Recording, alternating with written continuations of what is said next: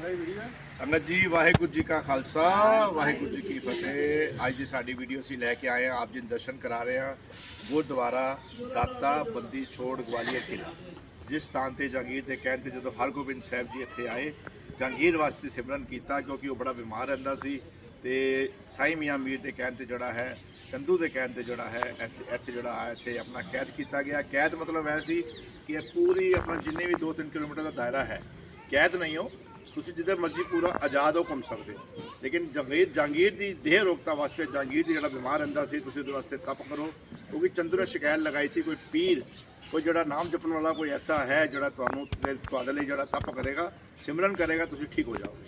सो इस जगह पर आए और जो कुछ समय बाद समय आया जो रिहाई की गल आई कि तुसी हुण आज़ाद हो जा सकते हो, तो गुरु साहब जोड़े 52 राजा कैद से इत्थे जहांगीर जोड़े राजा जीतता सी उन्होंने कैद करके खंबे ना बंद दिंदा सी, वो भी असीं तुहानूं दर्शन करावांगे 52 खंबे जोड़े है ने।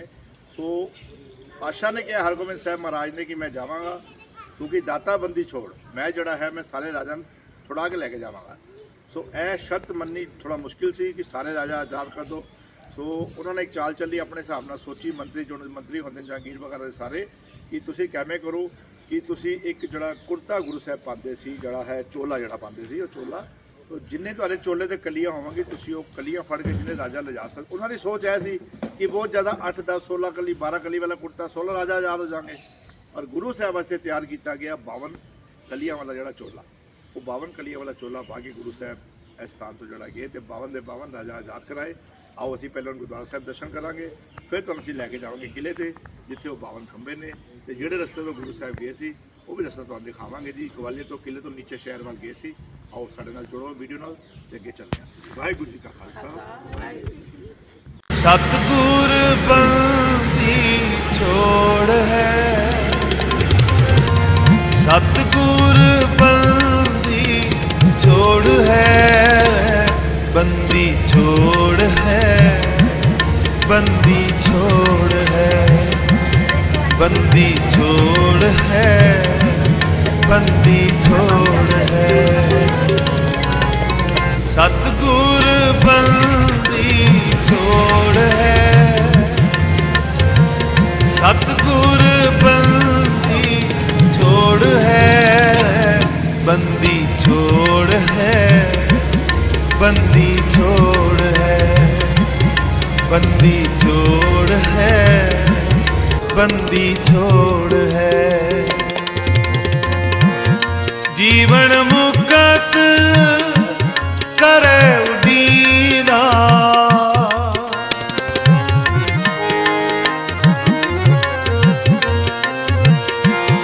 जीवन मुक्त करे उडीना, बंदी छोड़ है, बंदी छोड़ है, बंदी छोड़ है, बंदी छोड़ है। सतगुर बंदी छोड़ है, सतगुर बंदी छोड़ है, बंदी छोड़ है, बंदी छोड़ है, बंदी छोड़ है, बंदी छोड़ है।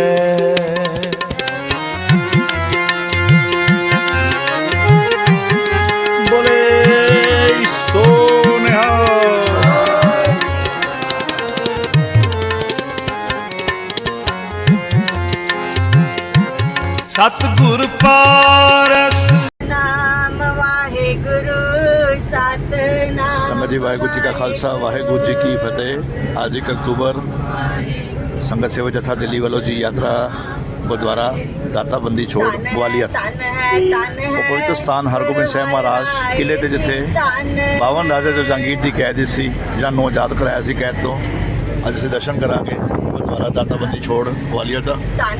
साड़ी रवानगी सवेरे पटेल नगर गुरुद्वारा साहब तो 7:30 बजे ऑन में ब्रेकफास्ट करके असी जो है अप्रॉस गुरु साहब की कृपा रही है 3 साढ़े 3 तक असी पहुँच जाएंगे जी। सिमरन चल रहा है जी यात्रा की आरंभता से संगत वालों।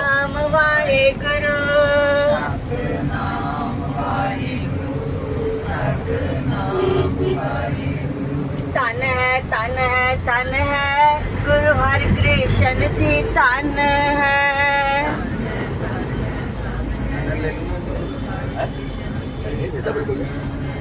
ਧਨ ਸਤਿਨਾਮ ਵਾਹਿਗੁਰੂ ਸਤਿਨਾਮ ਵਾਹਿਗੁਰੂ ਸਤਿਨਾਮ ਵਾਹਿਗੁਰੂ ਸਤਿਨਾਮ ਵਾਹਿਗੁਰੂ ਧਨ ਹੈ ਧਨ ਹੈ ਗੁਰੂ ਗੋਬਿੰਦ ਸਿੰਘ ਜੀ ਧਨ ਹੈ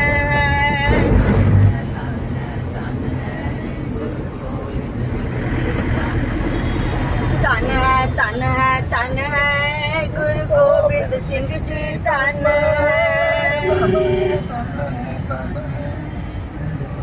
ਹੈ ਜੀਤੀ ਵਰਨਤ ਪਿੰਨ ਪਿੰਨ ਤੋਇ ਪੇਤੀ ਤੁਮਰਾ ਲਿਖਿਆ ਨਾ ਜਾਏ ਪਸਾਰਾ ਕੈ ਬਿਨ ਸਜਾ ਪ੍ਰਥਮ ਸੰਸਾਰਾ ਏਕੇ ਰੂਪ ਅਨੂਪ ਸਰੂਪਾ ਰੰਗ ਪਇਓ ਰਾਮ ਕਈ ਰੂਪਾ ਪੰਡਜ ਜੇਰਜ ਸੇ ਤਜ ਕੀਨੀ ਕੁਝ ਖਾਨ ਬਹੁ ਰਸ ਦੇਨੀ ਆਹ ਫੁੱਲ ਰਾਜਾ ਹੈ ਬੈਠਾ ਆਓ ਸਿਮਰ ਪਇਓ ਸ਼ੰਕਰ ਕਥਾ ਅਗਰੇ ਸ੍ਰਿਸ਼ਟੀ ਦਿਖਾਈ ਅਚੰਭਵ ਆਦਿ ਜੁਗਾਦਿ ਸਰੂਪ ਸੁਅੰਭ ਅਬ ਰੱਛਾ ਮੇਰੀ ਤੁਮ ਕਰੋ ਸਿੱਖ ਬਾਰ ਸਿੱਖ ਸਕਰੋ ਦੋਜ ਜਿਥੇ ਉਠਵਤ ਉਤਪਾਤਾ ਸਕਲ ਮਲੇਸ਼ ਕਰੋ ਰਨ ਖਾਤਾ ਇਹ ਅਲ ਜੋ ਤਵ ਸਰ ਨੀ ਪਰੇ ਜਿਨਕੇ ਦੁਸ਼ਟ ਦੁਖ ਵੈ ਮਰੇ ਪੁਰਖ ਜਵਨ ਪਗ ਹੈ ਆਕੇ ਕਾਲ ਨਿਕਟ ਨਹੀਂ ਹੈ ਰੱਛਾ ਹੋਏ ਤਾਈ ਸਭ ਕਾਲਾ ਉਸ ਤਰਿਸ਼ਟ ਰਹਿ ਤਕਾਲਾ ਕਿਰਪਾ ਦਿਸਤਨ ਜਾਏ ਨੇ ਹਰਿਓ ਆਕੇ ਤਾਪ ਤਨਕ ਮਾਰੋ ਵੇਦ ਸੇਦ ਕਰਮੋ ਸਭ ਹੋਈ ਦੁਸ਼ਟ ਚਾਚ ਵੈ ਸਕੈ ਨ ਕੋਈ ਏਕ ਬਾਜਿਨ ਤੁਮੇ ਆਵੋ ਖਰਚੋ ਰਲ ਮਿਲ ਪਾਈ ਟੋਟ ਨਾ ਆਵੇ ਬਦਲੋ ਜਾਏ ਮੈਡਮ ਮੱਖਣ ਦੀ ਸੇਵਾ ਸੰਗਤਾਂ ਵਾਸਤੇ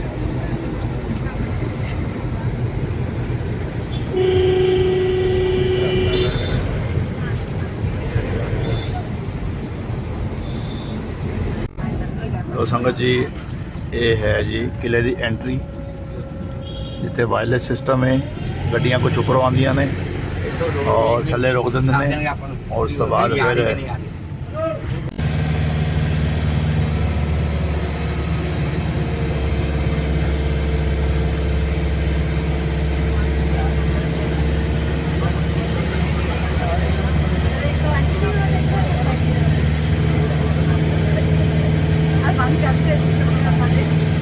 ਵਾਹਿਗੁਰੂ ਜੀ ਗੁਰੂ ਸਾਹਿਬ ਦੀ ਕਿਰਪਾ ਸਰਕਾਰ ਅਸੀਂ ਇਸ ਟਾਈਮ ਗੁਰਦੁਆਰਾ ਦਾਤਾ ਬੰਦੀ ਛੋੜ ਗਵਾਲੀਅਰ ਕਿਲੇ ਤੇ ਪਹੁੰਚ ਚੁੱਕੇ ਹਾਂ ਜੀ। ਹੁਣ ਅਸੀਂ ਥੱਲੇ ਵਾਇਰਲੈਸ ਸਿਸਟਮ ਹੈ ਕਿਉਂਕਿ ਕੁਝ ਗੱਡੀਆਂ ਉੱਪਰੋਂ ਆਉਂਦੀਆਂ ਨੇ ਜਾਂ ਲਾਸਟ ਗੱਡੀ ਚਲੀ ਜਾਂਦੀ ਉਸ ਤੋਂ ਥੱਲੋਂ ਗੱਡੀਆਂ ਛੋੜ ਦਿੰਦੇ ਨੇ ਉਸ ਤੋਂ ਬਾਅਦ ਸਾਰੀ ਗੱਡੀਆਂ ਨੀਚੋਂ ਉੱਪਰ ਚੱਲਦੀਆਂ ਨੇ। ਸੋ ਮੈਂ ਆਪ ਜੀ ਨੂੰ ਰਸਤਾ ਦਿਖਾਵਾਂਗਾ ਤੁਸੀਂ ਆਪ ਹੀ ਦੇਖੋ ਬਿਲਕੁਲ ਖੜੀ ਚੜਾਈ ਆਏਗੀ ਜੋ ਪਹੁੰਚਣ ਲਈ ਔਰ ਦੋਨੋਂ ਪਾਸੇ ਪੂਰੀ ਹਰਿਆਲੀ ਬਹੁਤ ਸੋਹਣਾ ਵਿਊ गुरुद्वारा दाता बंदी छोड़ ग्वालियर किला नाल ही किला है मान सिंह जी का और 52 खंबे जिथे 52 राजा कैद किया जहांगीर ने उन्होंने आज़ाद कराया छुड़ाया गुरु साहब ने।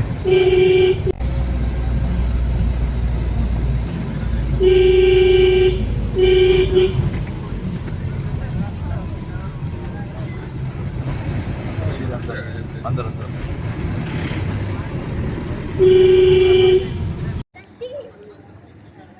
वाहिगुरू जी का खालसा वाहिगुरू जी की फतेह। गुरु प्यारी साध संगत जी आप दर्शन करो जी इस वेले गुरुद्वारा दाता बंदी छोड़ ग्वालियर धन गुरु हरगोबिंद साहिब जी महाराज।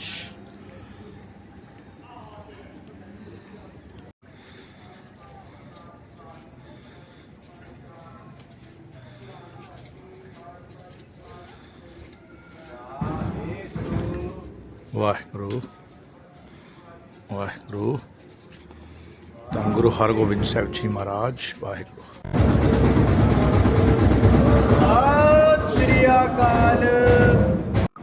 तो संगत जी दर्शन करो जी गुरुद्वारा साहिब के अंदरों।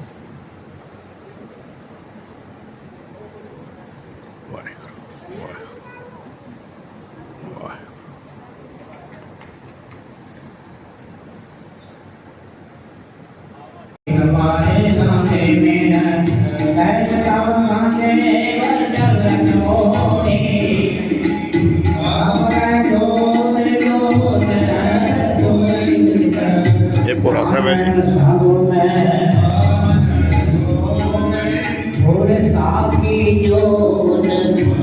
दर्शन करके वापस ऊपर दरबार साहब आ जाओ। अरदास तो बाद सब आरती हो रही है।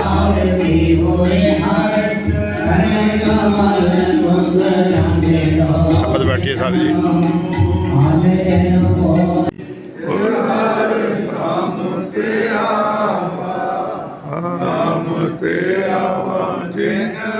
नानक सतगुर पूजिया पूज करावा हर पूज करावा।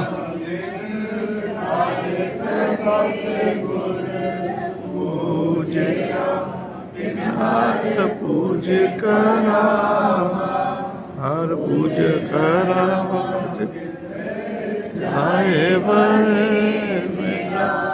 सतगुरु धान सुहावा राम राजे। खालसा वाहेगुरु जी की फतेह। लो जी संगत जी, आपने दर्शन किए गुरुद्वारा दाता बंदी छोड़ ग्वालियर किला। और इस टाइम आरती तो बाद हुक्मनामा अरदास सुखासन साहब का समय सी। सो साड़ी जी वीडियो है आज के दर्शन की कंप्लीट है। सो बहुत बहुत धन्यवाद। आप इसी तरह जुड़े रहो साढ़े चैनल बाला प्रीतम टूर, जो कि आपनों ऑल ओवर इंडिया के सारे गुरुद्वारे साहब दर्शन वीडियो राही कराते हैं। संगत सेवा जत्था बाला प्रीतम टूर। बहुत बहुत धन्यवाद जी सबका जी। जिन्हें अजे तक चैनल में सबसक्राइब नहीं किया, वीडियो में सबसक्राइब करो, लाइक करो, होर संगतां नाल जोड़ो जी। बोले सो निहाल, सत श्री अकाल, वाहिगुरू जी का खालसा वाहिगुरू जी की फतेह। ये है जी किले अंदर वो खंबे जो असीं तुहानूं हुण दिखाने जी। तो हरगोबिंद साहब आते सन, रोज़ शामी सवेरे राजा नाल मिलते सन, सिमरन होंदा सी।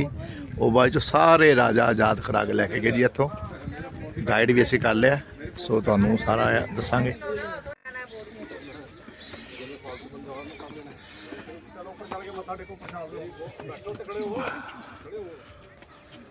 लो जी संगत आ गई जी।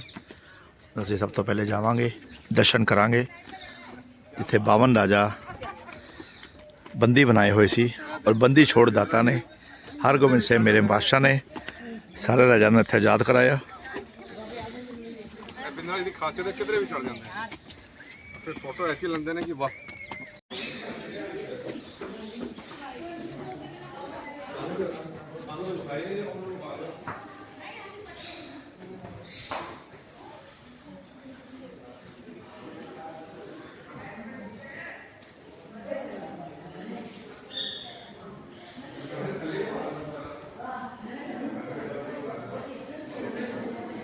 ये तो हम शासन कैसे करेंगे। लेकिन ना तो वो गुरु साहब को बंदी बना सकता था, ना जुर्म कर सकता था, क्योंकि सब राजाओं का सपोर्ट था। उस समय मौका मिल गया चंदू को। चंदू ने जहांगीर को भर दिया कि आप बीमार रहते हो, आपको बीमारी नहीं, आपको 7.5 का लगा है, इसके लिए तो आप किसी महान पुरुष से जाप कराओ। बोले कौन है जो हमारे लिए जाप कर सकते हैं? बोले 6 बादशाह हरगोबिंद सावध महान। इनको एकांत ग्वालियर जैसे किले पर भेज करके तपस्या कराएंगे तो आपका 7.5 का निश्चय ही ठीक हो जाएगा। लेकिन ये चंदू का वाना था। चंदू चाहता था कि मैं ग्वालियर के किले पर यदि गुरु साहब को भिजवा दूंगा तो मैं अपनी दुश्मनी का बदला ले सकता हूँ, क्योंकि यहाँ का जो दरोगा था हरदास नाम का, वो चंदू का रिश्तेदार लगता था। जहांगीर कोई बात मीठी लगी, ये तो मौके की बात, हम तो यही चाह रहे थे कि गुरु साहब को कैसे वहाँ से अलग किया जाए। तो ये मौका मिल गया। चंदू के कहने पर गुरु साहब को यहाँ पर ग्वालियर के किले पर भेजने का प्रयास जारी कर दिया। जब प्रयास जारी किया ये सफल हो गए।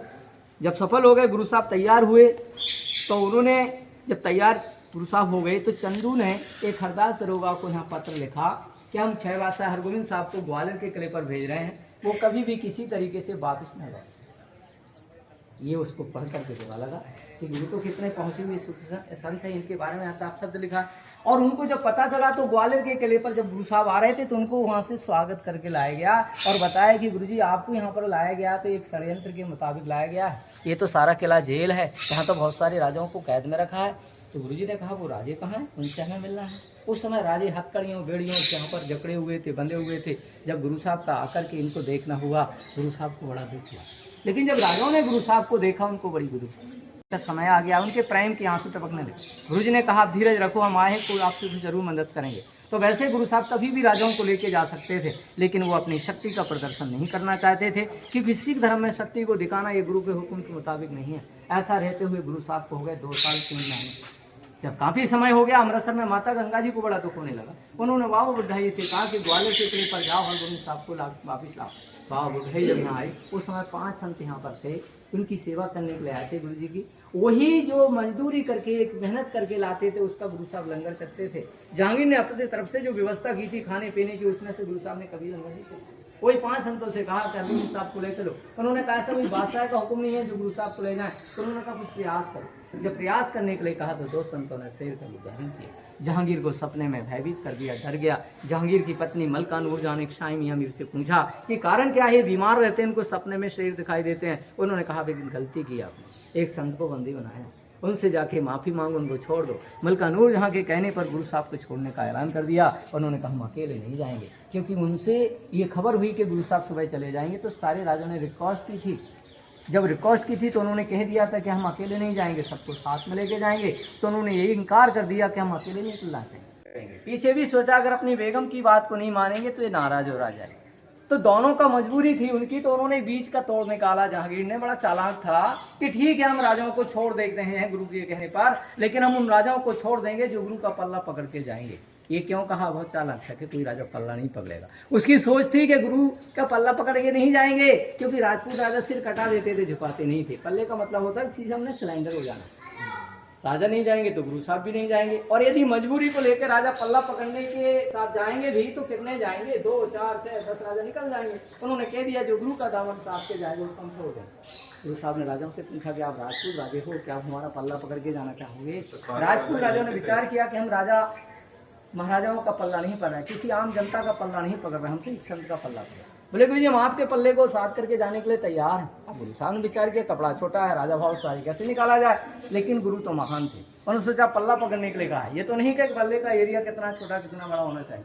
इसलिए गुरु जी ने रातों रात बबई कली का निर्माण किया। सुबह होते उसको पहना, एक एक राजा को एक एक पल्ला पकड़ाया और सारे राजाओं को कैद से छुड़ाया। उनकी यादगार में दाताबंदी छोड़ के नाम से विजयकार हुई। दाताबंदी छोड़ के नाम से गुरुद्वारा साहब।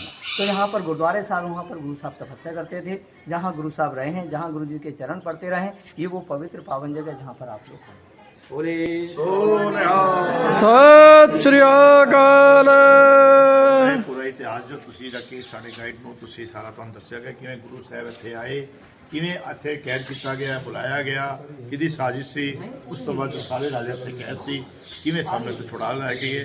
ਆਓ ਹੁਣ ਅਸੀਂ ਤੁਹਾਨੂੰ ਰਸਤਾ ਦਿਖਾਉਂਦੇ ਹਾਂ ਜੀ। ਰਸਤੇ ਤੋਂ ਥੱਲੇ ਗਵਾਲੀਅਰ ਸ਼ਹਿਰ ਵੱਲ ਗੁਰੂ ਸਾਹਿਬ ਸਾਰੇ ਰਾਜਾ ਲੈ ਕੇ ਅਸੀਂ ਆਓ ਚਲੇ ਜਾਂਦੇ। ਲੋ ਜੀ ਇਹ ਰਸਤਾ ਹੈ ਜੀ ਜਿੱਥੋਂ ਹਰਗੋਬਿੰਦ ਸਾਹਿਬ ਜੀ ਸਾਰੇ ਰਾਜਾਂ ਨੂੰ ਲੈ ਕੇ ਨਿਕਲੇ ਸੀ, ਕਿਲੇ ਤੋਂ ਆਜ਼ਾਦ ਕਰਾਇਆ ਸੀ ਜੀ।